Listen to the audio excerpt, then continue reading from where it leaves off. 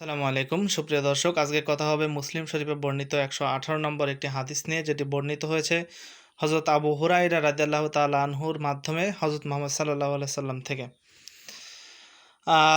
এই হাদিসে আল্লাহ রাসূল সাল্লাল্লাহু আলাইহি সাল্লাম বলেন, তোমরা অন্ধকার রাতের মতো ফিতনা আসার আগে অনেক আমলের দিকে অগ্রসর হও। তিনি এই হাদিসে জানিয়েছেন যে এই সময় দাঁড়িয়ে সকালে একজন ইমানদার থাকবে, বিকেল হতে হতে সে ইমান হারা হয়ে যাবে। বিকেলে ইমান থাকবে, সন্ধ্যা হতে হতে সকাল হতে হতে আবার ইমান হারা হয়ে যাবে। এই সময় এসে দেখা যাবে মানুষ দুনিয়ার সামগ্রীর বিনিময়ে তার দিনকে বিক্রি করে দিচ্ছে, যেটা আজকে সুস্পষ্ট হয়ে উঠেছে।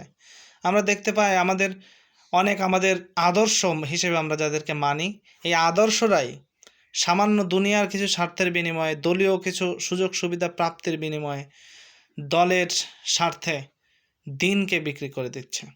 যাদের সমালোচনা এতদিন মুখর ছিল তাদেরকে আজকে নবীর আসনে বসাচ্ছে, যাদের সমালোচনা এতদিন মুখর ছিল তাদেরকে আজকে গুণ গেয়ে তাদেরকে একেবারে মানে আকাশে তুলে দেওয়ার মতো অবস্থা হচ্ছে। যাই হোক, আল্লাহ আমাদেরকে সঠিক দিনের বুঝ দান করুক। বিশ্বনবীর হাদিস যখন পড়া হয়, দেখা হয়, জানা হয়, মনে হয় যেন এই বাস্তবতা দেখে দেখে, বাস্তবতার নিরিখে এখন কেউ এই হাদিসগুলো বর্ণনা করছে।